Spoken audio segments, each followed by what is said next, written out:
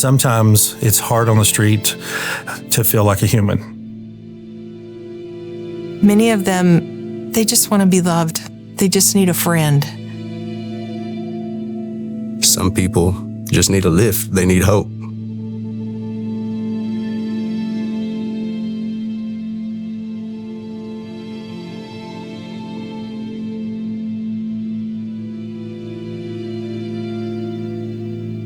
There are parts of cities most people never see.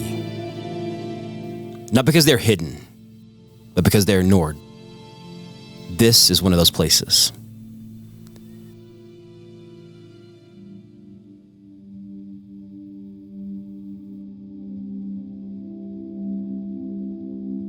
I've lived in this neighborhood 30 plus years, so I'm 35. I've been here since I was a youth. Young, I grew up here. There used to be a community of love, and now it's kind of hard to get that out of individuals. The housing around here changed. It's gone from pretty decent, nice. They become abandoned. People lose lack of interest in them. They just lose value. It seems like the neighborhood's kind of lost some value from when I was young, growing up, and till now.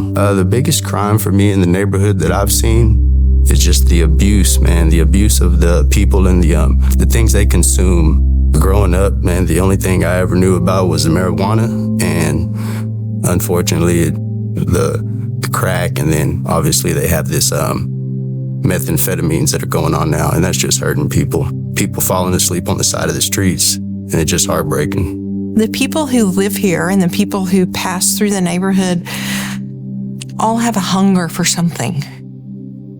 And many of them believe lies about themselves, their life experiences in the past. They misinterpreted or misconstrued or came to a conclusion that wasn't correct. And so they're still hungry and still looking and searching. But neighborhoods are not statistics. They are made of people. I think one of the main things that keeps people from breaking free of their cycle is, they get comfortable in that. There's no one really to push them up, lift them up, give them hope. And eventually them emotions, the problems that they deal with, they run from temporarily, and they're there. They don't go away. You can run from your problems, but they only cause more. I think they just give up, and they don't think they can do better. I think from what I see, they're content where they are, and they don't think they can do better. If I keep walking to the right and I keep hitting my face on this wall, I'm going to change direction. That's very frustrating watching that happen. But even in places like this, something survives. It doesn't fix everything at once. It shows up quietly, day after day, in small, ordinary ways. So winning is definitely what the rest of the world categorizes as success. That's not how we feel here. I think one of the biggest things, even when I first arrived here at Lubbock High in our community, was try to instill a sense of pride. One of the biggest assets that we have is our children.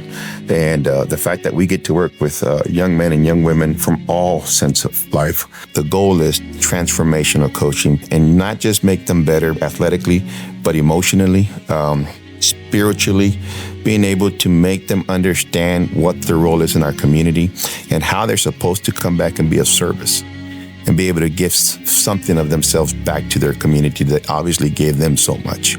I met this young man about right when I started my first year, and he didn't have a lot of support at home. His parents didn't have a lot of input in, but he lived with grandma and grandpa, and he chose a different direction. Wasn't coming to school anymore. I was getting phone calls that he wasn't doing well at home either from grandma. Grandfather passed away, and that was one of his biggest support systems. About a week before, he stops by my office and says, "Hey man, can I get help with some attendance stuff?" Because I said, "Brother, just come on, man. I'm gonna reach out to you." I said, "You're my boy, love you." And on the way back home, I get a phone call from one of my coaches. "Nicky Rod's gone." I said, "What are you talking about, Bruce?" I just saw him the other day. He goes, "We OD'd last night, coach." They found him in his bed. I want to go back to that one day when I said, "Come on, man, let me just get your attendance schedule and let's get you through this semester and let's get you graduated."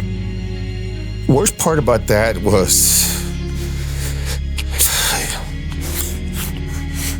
Nobody cared enough to help him get married. And it took a few more weeks before anybody could raise enough money to get him married, to give him a proper burial. But Nicky will always have a very special place in my heart. He's one that still to this day hits home of why we do what we do, because, man, I'm not going to let that kid go just yet. Yeah, he's giving us a hard time, but I just want to just go fishing one more time, see if I can pull him out. Because he's not the only one that I've had that in my life that have made a dent like that, because he's not the only one that I've lost. The most heartbreaking isn't necessarily an individual situation or we saw this.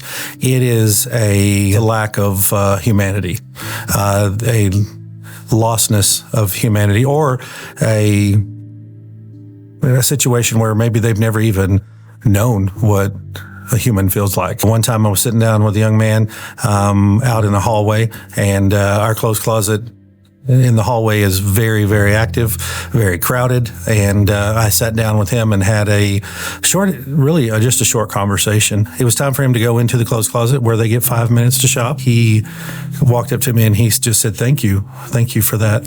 And I said, oh man, we love doing this. We get all this free stuff and we get to give it away for free. He said, no. Thank you for sitting down with me, and thank you for having a conversation. He said, I don't remember the last time I had a conversation with a human. And I said, well, it was my privilege. I really had a good time talking to you. He said, well, it's a really big deal. And I just remember him saying, sometimes it's hard on the street to feel like a human. And so for me, I think that was just that reminder that we are dealing with human beings. We are human beings dealing with human beings. Probably one of the things that would break my heart the most is for several of the kids. When you know that the reason they're coming to you, even if they get in trouble, even if we have to make them not come back to a program for a few days or something like that, they come back because they want the love. They want the attention. They know that you're a safe place. And so it breaks your heart to know that you may be the only safe place they have.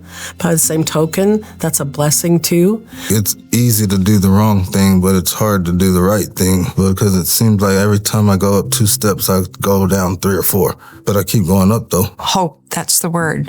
If we could shed the fear and find the hope, and then live in community and just support one another, whether it's somebody needs a couch or they need a bicycle or whatever it is, or even sharing meals together. I mean, that's beautiful. It's those kind of things. And then I think we could be a light for other neighborhoods in the city to bring people together, because life is not getting easier. And I think if we can live in community, that will help carry us through, but it's that hope in Jesus. Doing good is not a program. It's not a strategy. It's a choice made repeatedly. This is just one neighborhood. And these are just a few of the people who choose to do good in it.